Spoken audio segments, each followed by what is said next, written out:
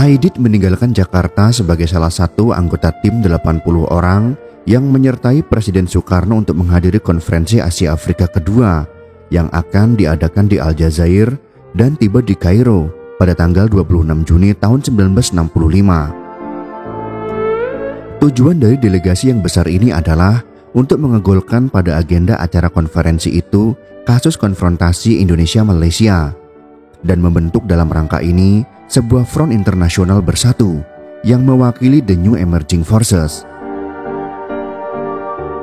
Dalam front ini, Indonesia akan memainkan peran utama karena pusat kisaran dari revolusi dunia telah pindah ke Asia Tenggara. Masalah ini didorong ke depan oleh Subandrio ketika mencari dukungan dalam diskusi-diskusi pendahuluan dengan para delegasi yang diadakan di Kairo dengan jalan mengajukan argumentasi bahwa negaranya sedang melakukan suatu perang revolusioner menentang Malaysia sejak tahun 1963 karena Malaysia dianggapnya adalah ciptaan konspirasi neokolonialisme Inggris Amerika Serikat di Asia Tenggara.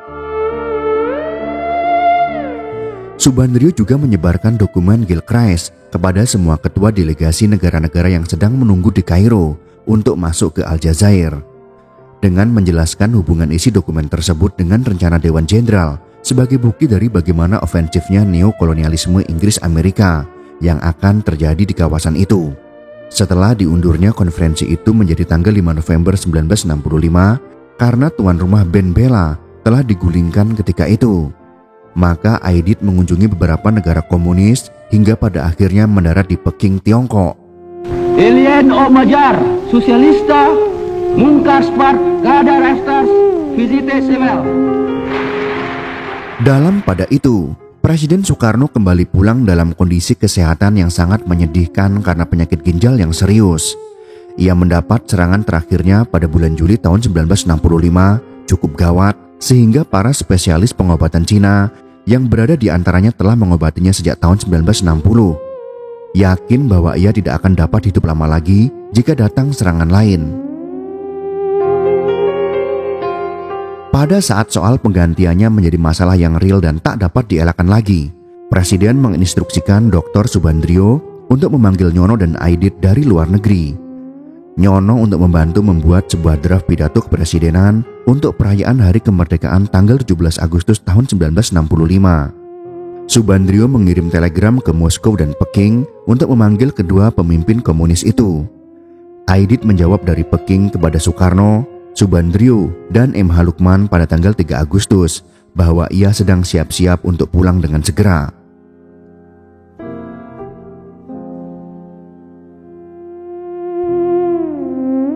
Dalam pada itu, tanggal 4 Agustus Presiden mendapat serangan lain lagi yang sangat gawat, di mana ia muntah-muntah 11 kali dan hilang kesadaran sebanyak 4 kali. Dr. Mahar Marjono, Profesor Neurologi di Universitas Indonesia langsung dipanggil. Ketika ia masuk ke kamar Presiden, sebuah tim yang terdiri dari 8 orang dokter Cina telah lebih dahulu bekerja.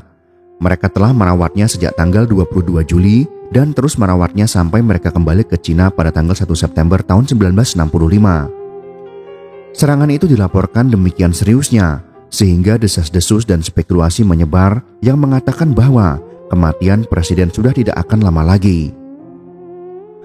Waluyo yang bertugas sebagai penghubung antara Istana Kepresidenan dan Umar Dhani diberi kabar oleh Untung tentang kondisi kritis Presiden, dan Untung sendiri memberitahu Dhani pada hari yang sama bahwa Presiden mungkin meninggal dunia kapan saja.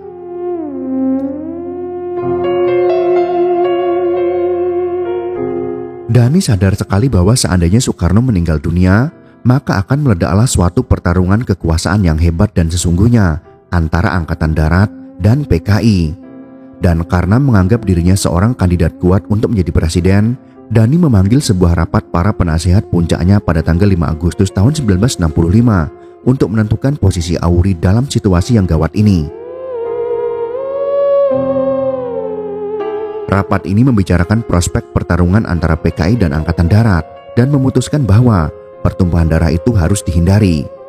Sebaliknya, sesuai dengan putusan yang dibuat di Ciboro dalam bulan Juli tahun 1965 yang menentukan bahwa Auri akan berpihak kepada kekuatan-kekuatan progresif dalam setiap krisis politik di negeri itu, Maka rapat itu memutuskan untuk mendirikan sebuah komando waspada yang dinamakan Komando Operasi Utuh untuk menjaga persatuan negeri itu dan kepentingan AURI.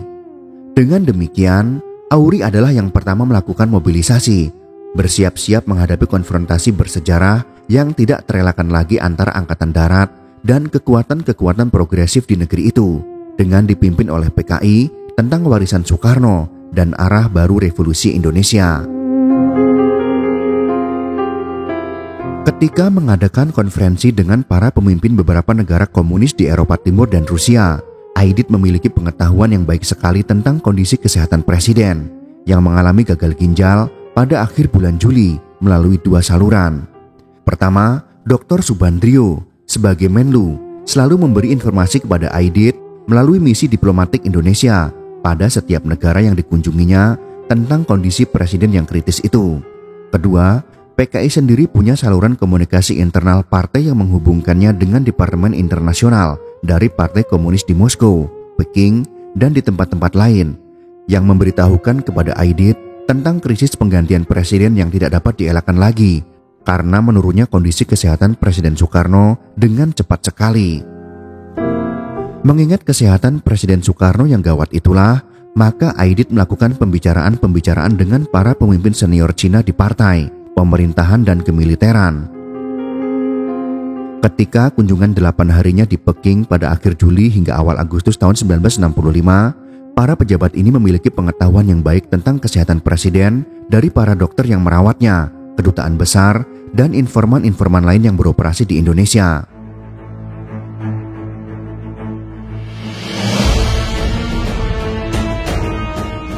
Diskusi Aidit dengan para pemimpin senior Cina sudah pasti berhubungan dengan semua masalah yang akan dialami PKI dalam jangka panjangnya. Namun, rubuhnya presiden pada tanggal 4 Agustus dan penilaian para dokter Cina terhadap kematiannya yang tak terelakkan lagi, siap menjemput atau lumpuh, adalah kemungkinan realistis yang menyuntikkan unsur mendesak ke dalam misinya, sehingga ia diterima oleh Mao.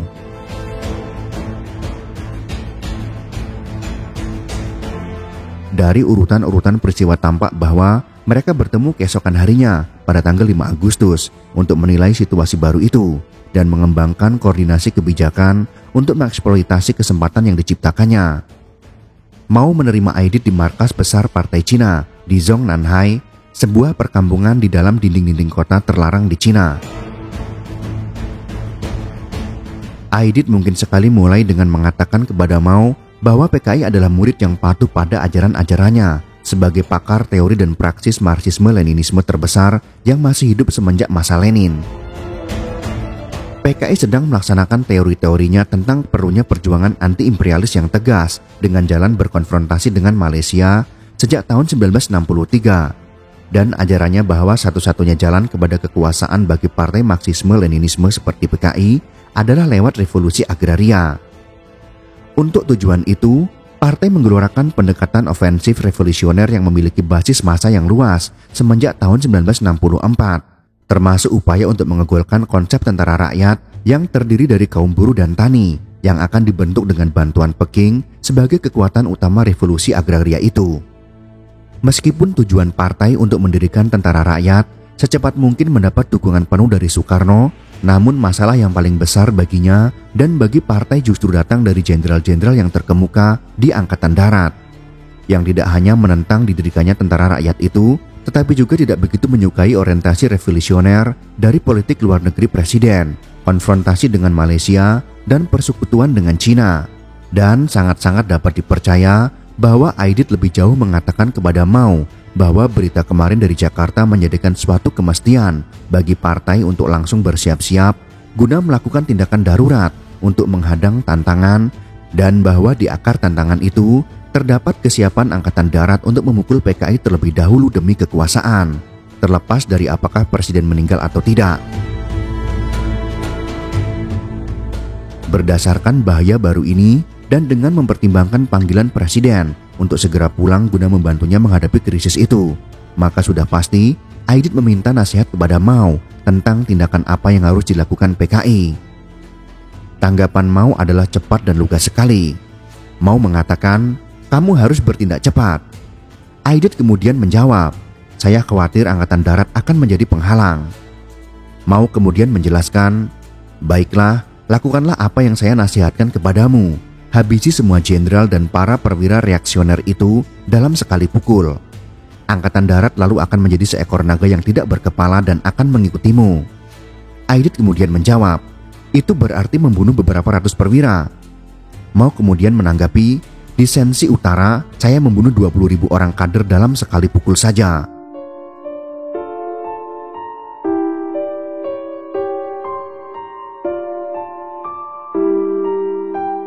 Seperti disimpulkan PKI sayap pro Moskow kemudian dalam kritik tajam mereka mengenai kebijakan-kebijakan Aidit yang pro Peking, ketika itu Mao dan Aidit memusatkan perhatian dan penilaian terhadap karakter pribadi khas Presiden Soekarno yang negatif dan yang positif. Penilaian ini membicarakan sampai sejauh mana kemampuan Presiden berdasarkan kondisi kesehatannya yang ada sekarang untuk ikut menggelorakan tujuan-tujuan revolusioner Cina di Asia Tenggara dan sasaran PKI di front dalam negeri. Dan kemudian mengambil keuntungan dari hal-hal yang mereka percayai paling kondusif bagi tujuan bersama mereka. Dengan demikian, jelaslah bagi Mao dan PKI bahwa kepentingan strategis jangka panjang Peking dan PKI hanya dapat dipromosikan oleh Aidit dan tidak lagi oleh Soekarno, dengan Indonesia secara kokoh berada dalam kendali PKI. Namun, transisi ke arah itu dilakukan dengan bekerja sama dengan Presiden. Jadi melakukan transisi dengan Presiden jelas merupakan opsi yang disenangi. Namun, seandainya Presiden ternyata enggan menerima butir-butir persetujuan Mao Aidit itu dan menolak bekerja sama dalam rencana mereka, tampaknya keduanya setuju dengan opsi yang kedua. Opsi ini memerlukan suatu putusan agar para jenderal reaksioner itu dijatuhkan dan transisi itu dilaksanakan tanpa Presiden, dan bahkan menentangnya seandainya ia menolak untuk menghilangkan kedua kendala yang menghalangi PKI untuk merebut kekuasaan. Dalam kesimpulan pertama mereka itu, Mao meminta Aidit menyampaikan opsi pertama itu kepada Presiden, mendapatkan daripadanya sebuah persetujuan tertulis dan melaporkan kembali hasilnya. Sebagaimana jelas dari surat Aidit pada tanggal 10 November tahun 1965, di mana ia berbicara mengenai pasal-pasal perjanjian yang telah kami sampaikan secara garis miring R dalam bulan Agustus yang lalu, dari Mao kepada Presiden. Sebelum berpisah, Aidit mendapat janji Mao yang akan segera memasok bagi Presiden 30.000 pucuk senjata untuk memukul para jenderal reaksioner dan kemudian mengirim dengan kapal laut sejumlah besar senjata untuk perlengkapan angkatan kelima. Inilah yang merupakan saripati dari pesan yang Mao ingin disampaikan Aidit kepada Soekarno. Setibanya kembali di Jakarta dan mendapatkan persetujuannya atas butir-butir perjanjian rahasia Soekarno-Mao Aidit. Dengan demikian, strategi global Peking dan persaingan dengan Moskow mengenai arah partai-partai komunis dunia ditambah lagi dengan krisis yang terjadi di Indonesia lantaran jatuh pingsannya Presiden Soekarno pada tanggal 4 Agustus tahun 1965. Itulah yang mendorong Aidit membuat rencana-rencana untuk melakukan pukulan langsung menentang Angkatan Darat yang akan dipayungi oleh Presiden dan dilaksanakan oleh Untung serta perwira-perwira progresif revolusioner lainnya.